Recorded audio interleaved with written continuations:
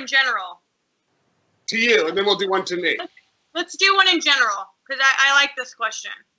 All right. Is taking a tune-up fight after COVID-19 considered ducking? And this is coming from Soccer Training Club. No. No. They're not properly training. Just because you have all the time on your hands does not mean that you were properly training. A lot of these guys, you got to remember, a lot of these guys don't have the financial means to have their trainers like next door to them at their beck and call. These guys are maybe sparring, maybe hitting the mitts with some person, not their trainer, and it's a completely different ballgame. So I do not think that it's called ducking if they want to take a tune-up. I respect people who want to go straight out and take those fights, but I would absolutely not look at it as ducking. Anybody who would be accused of ducking is in the upper tier of elite fighters anyway. And it's not like if they open the doors and the gates to our prison on Friday, they're going to need to be fighting the following Saturday. There's still going to be a build-up. There'll still be time to train. You could probably have 4 to 6 weeks still, especially if it's a main event top-tier fight. If you come out of this as one of those guys where people care whether or not you can duck someone, I think the onus is upon you to do as much training as you can during this time. And you shouldn't be out of shape. You just need to prepare for your opponent. It has nothing to do with whether or not they want to train. Some don't have the ability to do so. Michelle, the people who don't have the ability, we're not talking about them ducking anyway, because they're not in a position to duck anybody. Those are the guys who are going to be the tune-ups. A lot of them aren't leaving their homes and joining their trainers somewhere during this time. Like, a lot of people are very sensitive to this. Some are a little bit more lenient. Some are okay with being away from their families and training, and they're cool with it. Other people are like, absolutely not. I'm not leaving my house. I don't even want to leave my house to go get groceries. Yeah, again, I don't see why they would not be in shape. I'm not saying that you're prepared for the opponent. You're still going to have a fight camp. Okay. But if you sat around for fucking 2 months eating donuts and watching TV and drinking beers, and then the gates open, you're like, oh, I need a tune-up. No, you don't need a tune-up. You need a trim down. You need some Slim Fast. You've been sitting around not being a professional, letting yourself balloon up, and now you need to lose weight. Talking about the ones who are letting them balloon up. We know who those select few are, but I'm talking about the others who don't actually have all the training. So what you're basically saying, correct me if I'm wrong, but you're basically saying that when they announce the fight, let's say we are back in, let's just say August as a guesstimate, right? Okay. Let's say we're in August. You're basically saying what the fight can get announced against, a solid opponent right away, but they'll still have 2 more months to train. A tune-up fight is like a training fight. Like, what they want to do, a guy who wants a tune-up, is to not be fully in shape, not be fully prepared, get a check, get back in the spotlight, fight some guy who can't beat him. That's what a tune-up is. And then have yet another camp to get in shape for an actual elite fight. What I'm saying is, Lomachenko is at home, Devin Haney's at home, Lopez is at home. These guys, if you give them 6 to 8 weeks, not 6 to 8 days, but 6 to 8 weeks, some maybe even on the outside 8, or 4 to 6 weeks on the outside 8 weeks, any professional fighter, even after COVID, should be prepared to take on, and if anything, it's as level a playing field as you could possibly have, because nobody's been fighting. Your opponent hasn't been doing any fighting either. And before, there was stagger, how long has it been since your last fight? Who did you fight? What was the condition? How hurt were you? Everybody's had time to heal.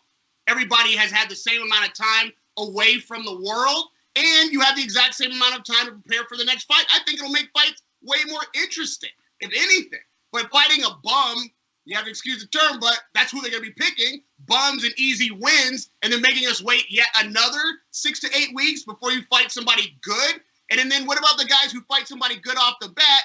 We'll go right back to what the problem was before. We have a fresh start for everybody. Start getting ready. My mom always told me, be ready so you don't have to get ready. Everybody knows what their job is. stay at least ready to start camp. I agree with what you're saying. I'm not saying, I'm not approving of people letting themselves go and they're not trying to train or trying to stay prepared, as at any moment, the gates can be opened. I understand that. But overall, if we're talking about like they want to make a fight in the next month and a half, like 4 to 6 weeks, we're probably, let's say we open in August. We're probably not seeing a really good fight until the end of September, early October, because the fighters are going to, take that additional time. But we are going to see a lot of fights from the get. Just a lot of random fights, because that's what we're going to get from the situation. It is what it is. So I see what you're saying, but at the same time, I disagree. And I actually think that it's okay if we do get,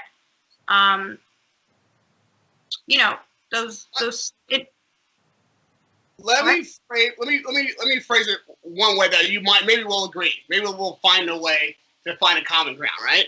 The elite fighters, all right? I'm talking main event fighters, world champions, number 1, number 2 contender types.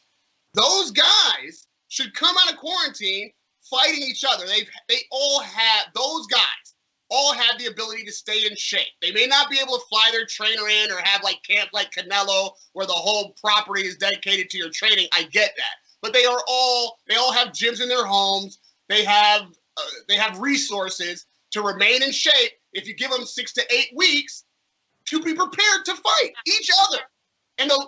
But then the lower tier guys who may not fit in that category economically or even marquee status wise, they're just not of the top echelon of boxers right now, they should fight each other. And that's where their tune-up should be, because if the top tier guys who are able to stay in some amount of shape and then can immediately pay for their camp 6 to 8 weeks are picking the low tier guys to fight, those low tier guys don't have a shot at all, and they're going to be taking the check because they're thirsty for money. They weren't able to like really stay in shape. They didn't have the same resources, and now they're going to be fighting mismatches. And we're going to have, what do you want, mismatches into 2021 until we can start getting some even match fights in like February or March of 20, because that's what's going to happen. We should like hold these guys accountable. Okay, here's a comment from somebody. This comes from Adam Oliver. He said, tune-up fights should be banned, period. If you're good enough, then fight the best. I don't even know how you... I mean, I feel his sentiment. Obviously, that is not there's no practical application for that. Who ends up deciding what's a tune-up and what's not? We all know what it is. But at the same time, you got to give a guy a shot. That's, that upsets happen too. A lot of stars have been made from so-called tune-up fights. A lot of assumed tune-ups turn out to derail everybody's plan and end up becoming the number 1 contender or the world champion when a guy was just being put in as an opponent so a guy could get ready for the fight we were all waiting for.